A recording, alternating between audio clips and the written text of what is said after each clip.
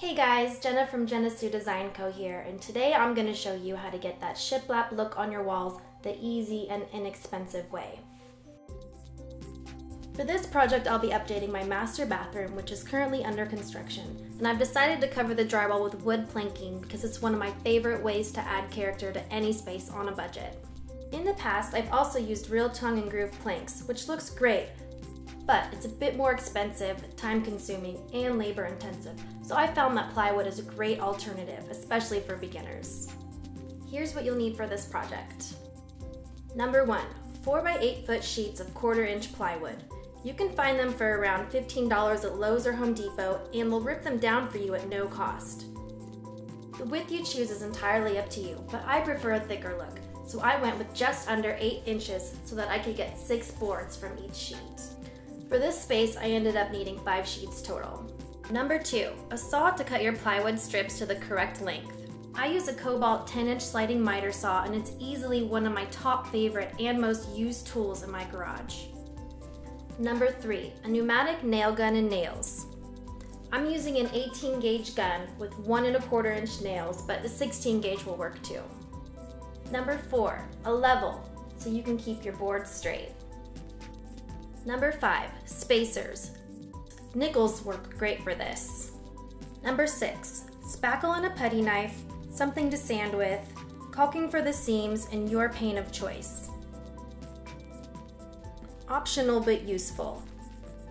A stud finder, jigsaw or a skill saw, arbor drill bits for cutting perfectly round holes.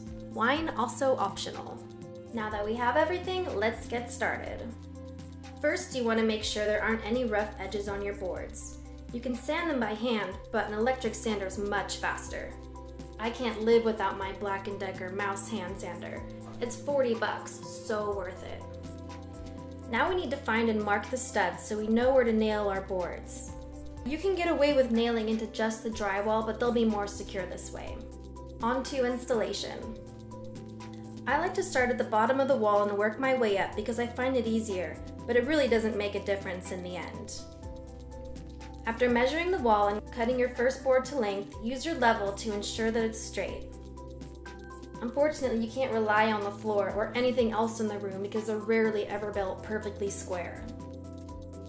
After the first board's up, it's pretty much smooth sailing.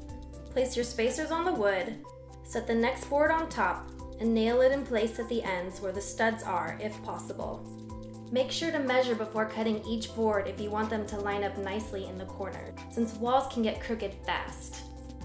I recommend painting the wall and edge of the plank as you go, since you'll be able to see the gaps up close. Then keep working your way up until you reach the top. Every few boards, it helps to check to make sure it's still level, and when you get close to the top, measure the wall space left on each side to make sure it's even and you don't end up with any surprises on your last piece.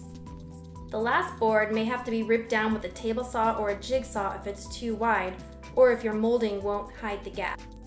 Follow the same steps for the next wall. Sometimes you'll run into obstacles where you'll need to measure and mark, then you can use your choice of tools to make the cuts. Line your boards up as evenly as possible and work your way around the room until you're done. It goes surprisingly fast once you get the hang of it. After the last plank is up, finish it off with trim and spackle all those nail holes with putty. I actually cheat and use drywall mud because I don't notice a difference. And use caulking on the seams. Lightly sand when it's dry, and then comes the fun part, paint. Short-handled brush, get one. I'm a big fan of Valspar's signature, and for this room, I used coconut milk and satin. Once it's painted, nail up your baseboard and do a happy dance to celebrate. Easy, right?